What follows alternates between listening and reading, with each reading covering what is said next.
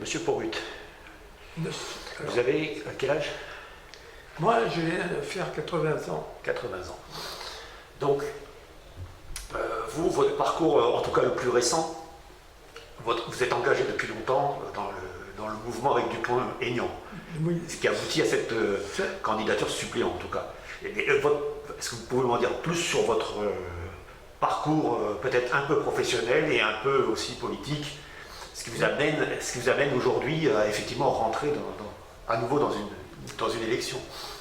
Eh bien, effectivement, ça fait 20 ans que je suis avec Nicolas Dupont-Aignan, que j'ai connu lorsque j'étais professionnellement en région parisienne. Et j'ai commencé à faire de la politique malgré tout en 1974, quand Jacques Chirac a fondé le RPR. À l'origine, j'étais gaulliste de gauche, mouvement formé avec Chaban Delmas et surtout aussi Léo Raymond et d'autres. Dupont-Aignan avait déjà, bien que jeune en politique, il avait déjà montré ses capacités parce que, notamment, il avait pris une mairie que personne ne voulait, c'était la ville de Hyères, qui était en déficit, et qui était même en dépôt de bilan. Et elle était gérée par le préfet de l'Essonne. Donc ville de banlieue, cité, voilà. Enfin, a priori à la gauche, voilà. Donc prise à la gauche, quoi. Mais il était culotté parce qu'il avait pris des engagements. Il avait promis aux Hyérois de remonter leur ville, leur commune, et il avait pris l'engagement que sur 5 ans, au bout de 5 ans, il redresserait les finances de Hyères, la ville de Hyères, mais que ça ne serait pas facile. Il leur avait dit, vous savez, un peu à la méthode Churchill, il avait dit, ça sera dur, on aura des moments difficiles, mais on y arrivera. Ouais, une fois sorti de l'endettement, oui, c'est ce qu'il a fait. Et depuis cette époque, il a été toujours réélu au premier tour, avec plusieurs listes, et minimum c'était 60% des voix. Ça veut dire que les gens, malgré tout, ils ne votaient pas sur le plan politique. Ils réalisaient sur ses valeurs de gestionnaire. Et voilà. Donc, j'ai toujours eu confiance en lui. Et nous avions formé le premier parti qui s'appelait Debout la République. Alors, bon, on était gaullistes évidemment, dans le droit de chemin, fidèle alors avec Philippe Séguin, évidemment. Après, il y a eu le vote pour l'Europe. Donc, Maastricht, on était contre. C'était fracture. Et donc, depuis, on est toujours resté un peu en dehors des grands partis, mais on avait toujours été fidèle à ces idées-là. C'est pour ça que moi, je suis toujours resté sur... on avait évidemment réactualisé notre profil politique, et puis on était toujours à droite, mais en fait, c'était... je vais dire, on est situé entre la droite et puis l'extrême droite, mais on avait, disons, c'est comme plutôt une sphère, et on aurait été le noyau central de cette sphère, en amenant vers nous, ramenant vers nous tous les républicains et gaullistes qu'il y avait dans d'autres partis souvent. Donc ça ressemblait plutôt à ça de la France ou de la République. C'était faire donc rassembler cette partie de l'électorat. C'est parti du non de droite au référendum de 2005, voilà. La fracture avec les traités européens. Les traités européens. Même fracture à gauche, mais voilà, à droite. Oui, mais on avait des gens qui étaient aussi à gauche, qui venaient chez nous, parce qu'on avait ces valeurs-là. Bon, et ce faisant, donc vous êtes arrivé dans les Landes, alors ça fait combien de temps? Alors, moi, à l'origine, je suis quand même originaire de Landes, de Cabreton. Ah, oui. Mon père était marin-pêcheur et ma mère était... alors, je ne sais pas si je dois le dire, mais bon, c'est un peu mon parti, mon côté privé. Je ne sais pas si ça intéresse les électeurs à faire. Donc j'avais cette sensibilité quand même de gaulliste de gauche. Voilà. C'était plutôt... et après, on a affiné nos valeurs. Et voilà.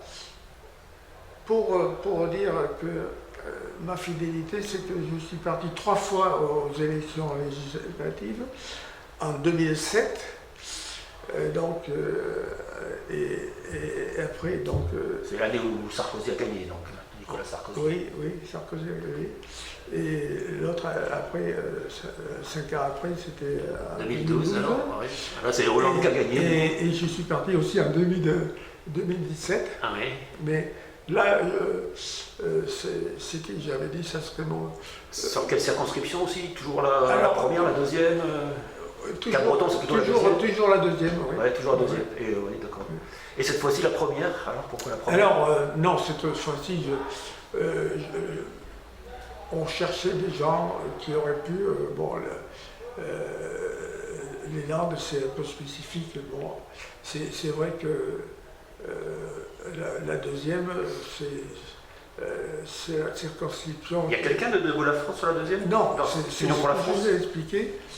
Dans l'entente qu'on avait voulu faire avec les autres qui sont catégorisés dans les règles de reconquête, vous l'aviez réservé la deuxième? Marine Le Pen a fait, puisque lui, il avait fait une tentative de rapprochement avec Marine Le Pen, et puis il s'est aperçu en fait qu'elle avait loupé complètement son débat politique à la télé, entre les deux tours.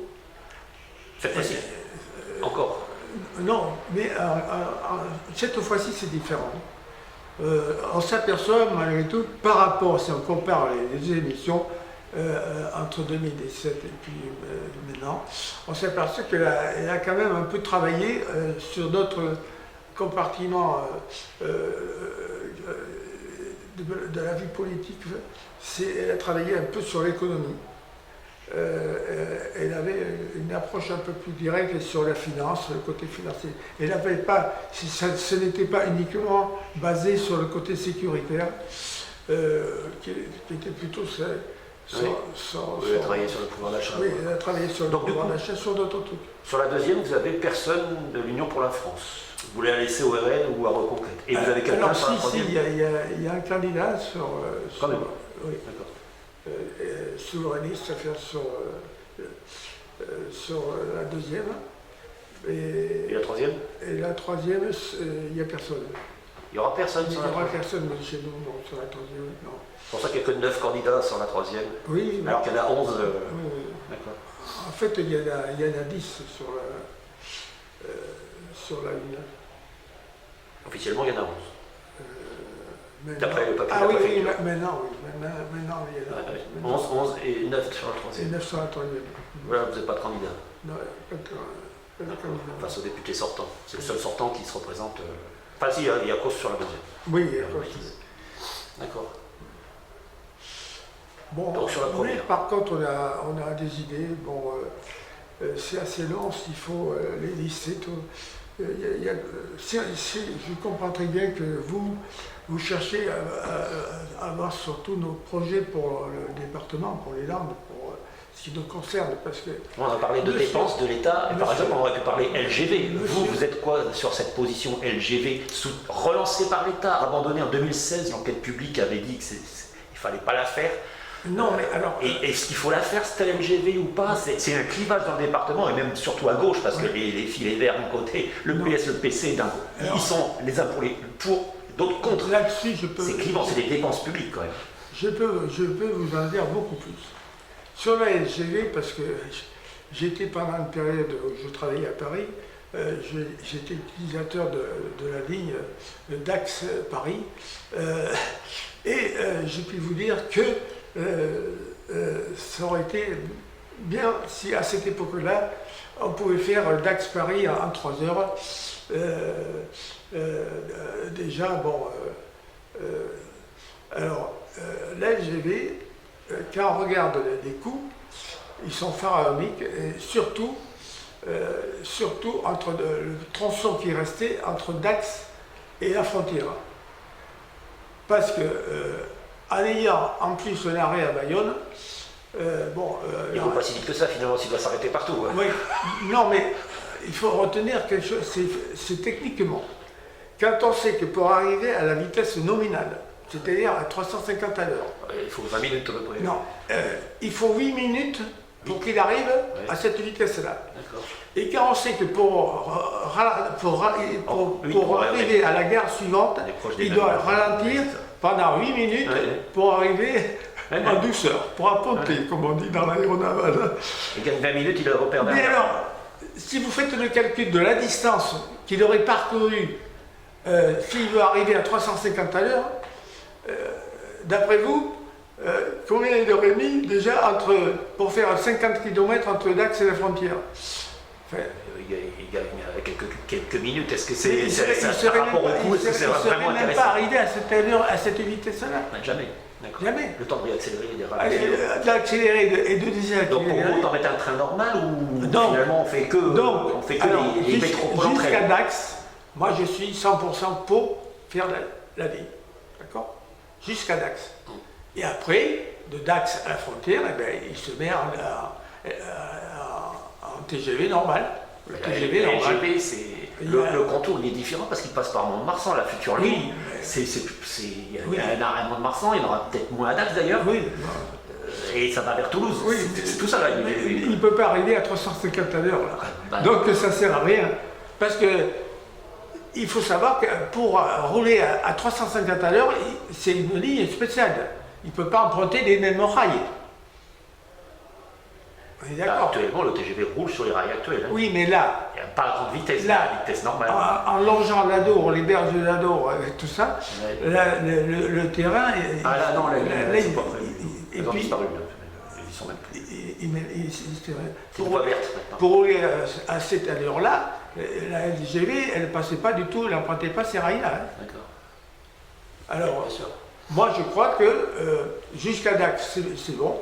Vous pensez plutôt une ligne nouvelle jusqu'à Dax ou la mettre plutôt aux normes, la ligne actuelle, comme demandent les partis de gauche, de réaménager la ligne actuelle pour qu'elle soit éventuellement un peu plus rapide pour le TGV sans être à grande vitesse? C'est trop de frais pour le gain.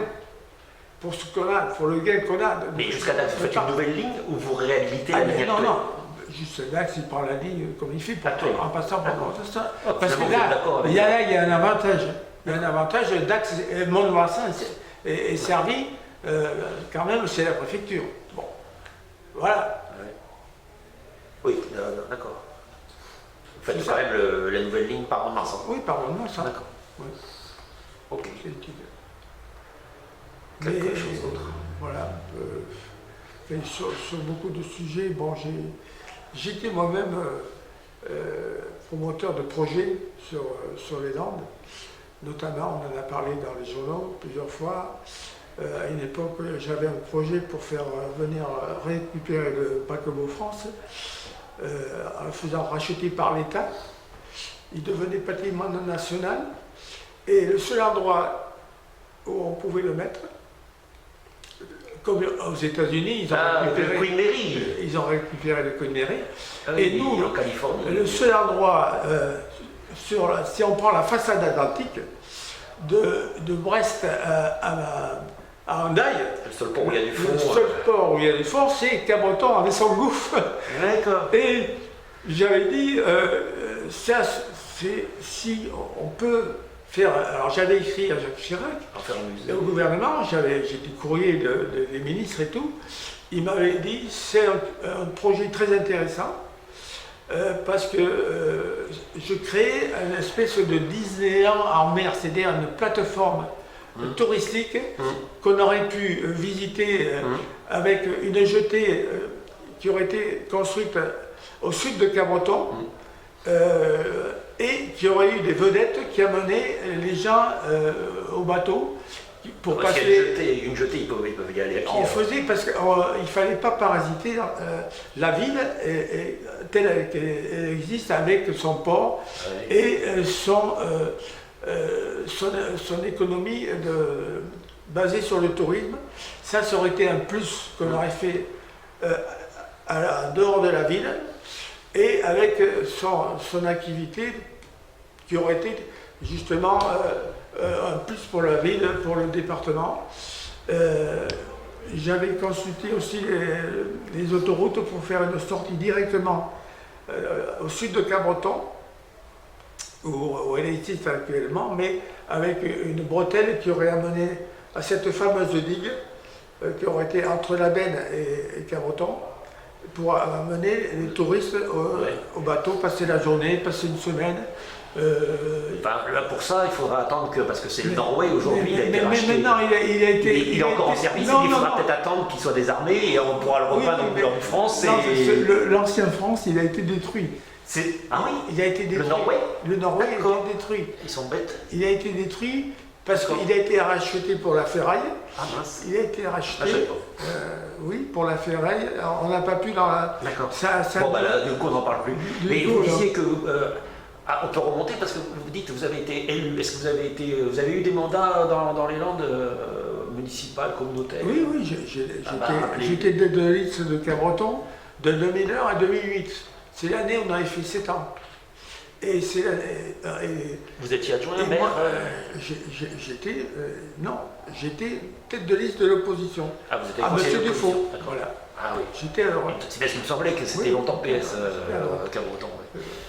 Effectivement. Et j'ai eu un autre projet aussi, c'était de faire Central Park, comme il existe en Allemagne, Europa Park. Là, vous n'allez pas vous faire des amis chez les écologistes, ces parcs-là ne parlent pas. Alors voilà. Surtout sur la côte. Si, mais ça, c'était pas sur la côte. Ouais. Le lieu avait été choisi. C'était au sud de Bordeaux, c'était à Rion-des-Landes. C'est pas sur Atlantis Sud, là, justement, les projets de parc, comme ça s'est pas fait, ils ont fait une zone industrielle là-dedans. Il y avait un projet de parc là-dedans. Si je me souviens bien. Moi, je ne sais pas si vous connaissez Europa Park. C'est ça, c'était Europa Park, ça existe, c'est en Allemagne.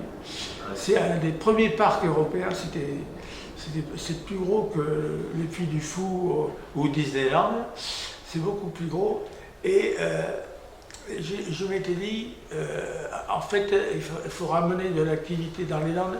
Et qu'est-ce qui marche les Landes? C'est surtout le tourisme, ou la partie, il y a d'autres activités, mais le tourisme et tout le trafic qu'il y a sur la Nationale 10, sur l'autoroute A10, transite par cette voie-là. Et donc, on peut canaliser les millions de touristes. Alors, j'avais le chiffre là, je ne l'ai plus parce que je n'ai pas préparé mon. La 63 plutôt. Là, c'était l'autoroute A63. Ouais. Et avec le parc touristique qui aurait été au sud du parc national des Landes, à Rion-des-Landes. Ouais. Et j'avais consulté le maire, M. Sivel, à qui j'avais exposé mon plan, et qui avait été enchanté, et qui m'avait dit pourquoi pas on essaiera. Ouais, vous passez le cadre de Cabreton, là vous étiez élu régional aussi. Ah non, mais oui, moi, je parle de projet à ce niveau-là, c'était pas que sur Cabreton. Et moi c'était de développer, apporter quelque chose. Parce que j'avais été choqué par une réflexion que m'avait fait un voyageur dans le train en descendant dans les Landes, en week-end. Je descendais régulièrement dans le TGV et on parlait d'économie et tout ça. Il m'avait dit, parce que lui, il était du Pays Basque et de la région de Bayonne.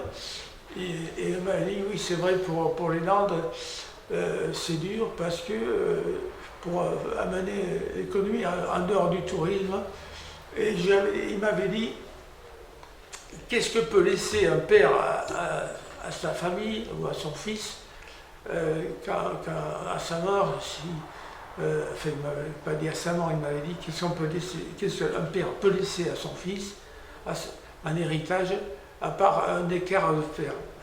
Alors j'avais trouvé ça un peu bizarre, enfin, ça m'avait choqué, parce que je dis quand même, dans les Landes, on peut faire autre chose que la forêt, c'est bien, nourrit sur le monde, c'est vrai que le bois, on en tire aussi une économie, mais on peut faire autre chose, on est capable de faire autre chose. Et je m'étais dit, je m'étais fait cette réflexion-là, et ce projet, je l'avais mûri parce que peu de temps avant, j'avais eu l'occasion d'aller à Europa Park en Allemagne et de visiter le parc. C'est une activité énorme. Les gens y vont des fois pour rester une journée ou une semaine, tellement c'est énorme au point de vue touristique, attraction. Et j'ai dit, si on faisait ça juste dans les Landes, sur à la 63, là où il y a le transit 82 millions de... non, pas de, je dis pas 82, je ne me rappelle plus le chiffre, là, fait des millions par an de touristes qui passent par là. Bah oui. Et qui se rendent où? Il y a déjà le trafic normal entre Bordeaux et l'Espagne. En plus, qui se rendent souvent en Espagne, au Portugal. Et ils vont. Donc, ils ne font pas dans une journée le trajet. Et on aurait pu développer non seulement un parc d'attractions avec tout ce que ça comporte, les hôtels, tout ça, où les gens auraient pu passer la nuit, faire une espèce de... Une petite halte, une journée ou deux, et repartir sur le parcours. De Disneyland, si on veut comparer à quelque chose, sur le parcours. Oui, enfin, vous, c'est plus un center park, donc c'est un peu... Oui, center park. C'est plus sur la nature, voilà. L'eau, la végétation. Mais avec des toboggans, des choses comme ça, des trucs énormes, Europa Park. Et M. Sibel m'avait dit, mais ça serait formidable. Je lui avais montré tout un book de photos et de trucs. Et c'est pareil, là, on n'a pas reçu tout à fait l'accord pour nous inciter on nous a dit, bon, c'est vrai, mais à Bordeaux, ils vont faire ça. Il y a d'autres possibilités, il y a le Puy du Fou. Ils n'y ont pas cru, mais il y avait des possibilités à faire quelque chose. Alors on est plutôt sur, il y avait un projet de vague artificielle ou un projet de golf à Tos. Oui. Ce truc-là, vous en voulez, vous, du golf Non, mais... Ça fâche aussi la gauche. C'était plus... c'est encore des si ça vous intéresse, j'ai tout un catalogue avec des activités et tout un tas d'attractions énormes. Est-ce que le golf, c'est un truc qui vous parle, vous un golf sur Athos? Oui, mais il faut voir... Sur fond public? Non, mais sur fond public, il faut voir combien de gens ça fait profiter. Ça aurait été quelque chose pour les enfants, sur le plan social, ça aurait été quelque chose de... Le parc d'attraction. Oui, le parc d'attraction. C'est ça, pour faire rêver les gosses. Un parc d'attraction, ça aurait été énorme. J'ai toujours le plan sous le coude, mais malheureusement, voilà. Et ça n'aurait pas fait du tort, parce qu'il y avait le parc au-dessus, si vous savez, se situe en dessous de Morsens, là, juste en dessous de Morsens, et en dessus, il y a le parc il y a le territoire, c'est une réserve, le parc national des Landes, là-haut, et juste en dessous. D'accord. Ça aurait été une activité aussi pour le tourisme. Oui, mais une zone quand même assez diversifiée. Pas diversifiée, désertifiée finalement. Oui, il n'y a plus de ligne ferroviaire, il n'y a plus de services publics. Le nord des Landes est en voie complètement d'abandon. Exactement. En dehors de la côte, à l'intérieur, de l'autre côté de l'autoroute, c'est dépeuplé, ça se dépeuple, il n'y a plus de services publics. Ouais. Et surtout, les industries, c'est vrai qu'il n'y a plus grand-chose. Bon, moi, j'ai été aussi, à une certaine époque, j'ai été repreneur de l'usine Adidas à Tyros. J'ai repris pendant 3 ans, j'ai pris après Adidas. Et on avait repris avec moi, quand je suis venu à la retraite, M.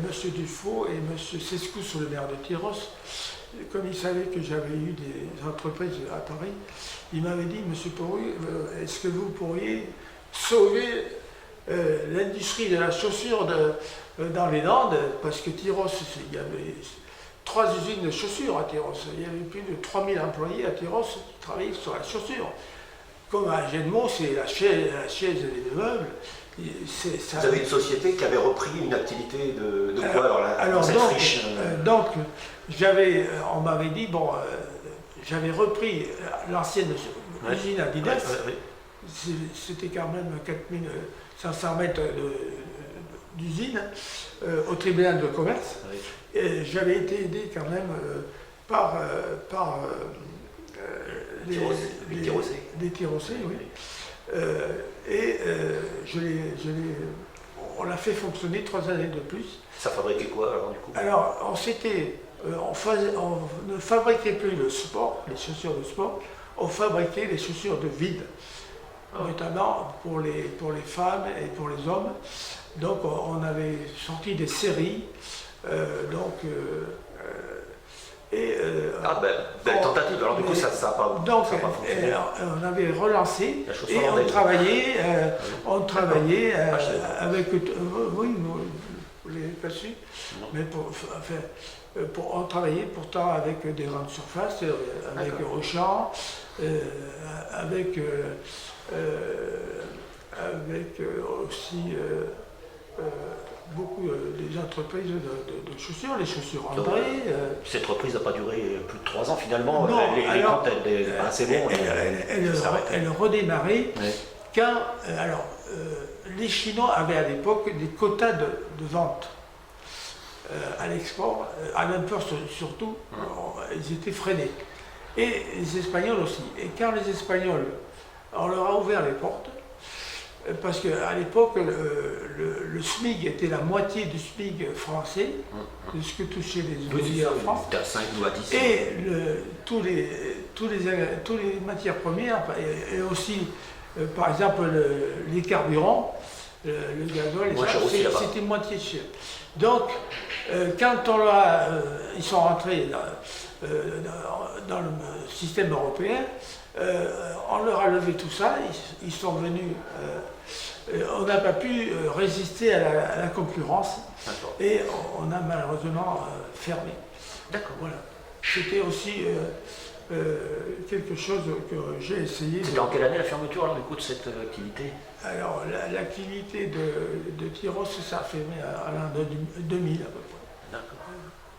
Mais depuis, vous êtes plutôt à la retraite. Alors, candidat aux législatives, mais sinon à la retraite. Quand même jusqu'à là. Vous êtes obligé de travailler. Non, je ne cherche pas moi, de faire des compléments de salaire. Bon, je me contente de mon salaire de ma retraite normale, mais si je peux aider, toujours, je fais partie je suis président des marins et des anciens marins combattants de Cabreton et de Segor. Et c'est nous qui animons, avec mon association, les fêtes de la mer, entre autres. Voilà. Et on avait aussi une action, c'est de récupérer des lunettes, des anciennes lunettes, des vêtements pour, avec l'escale marine à Dour. Vous avez des bateaux qui arrivent de l'Afrique avec des matelots qui sont en t-shirt, ils arrivent en hiver. On va arrêter parce que oui, on y va. Bon, okay. Je suis bavard. Ouais, voilà. Bon, j'articule mal, excusez-moi, parce que j'ai eu un AVC. Oui, je suis. Et en plus, le Covid, et je récupère à peu près. Mais voilà. Et vous savez, M. Martin, c'est un homme qui a beaucoup de cœur et en fait, il base ça comme il ressent les choses. C'est viscéral apparemment. Il voudrait que tout aille pour le mieux, dans le meilleur des mondes. Alors, qu'il ne le souhaite pas. Hein. Il a des envies comme ça de changer les choses, mais il a beaucoup de cœur. C'est ce qui m'a plu en lui. Mais je le freine parce que je lui dis, tu sais, les finances, il faut faire la part des choses. On ne peut pas refuser des subventions, il faut aider des commerces, des industries. Au départ, c'est comme nous quand on achète à crédit, on ne pouvait pas, la différence, cette économie, évidemment ça incite à consommer, mais si on veut avancer, et si on veut que les usines elles tournent, il faut leur donner des commandes. Et si pour leur donner des commandes, il faut qu'ils aient des choses à fabriquer, donc, et les acheteurs, ils vont les avoir. Ils pourront rembourser les crédits. Donc, c'est le chien qui court après sa queue. Vous comprenez? Il faut aider l'industrie, faciliter en donnant des subventions ou des commandes, et surtout, alors par contre, les entreprises qui travaillent, qui font travailler les Français, en priorité, il faut les favoriser. Hein?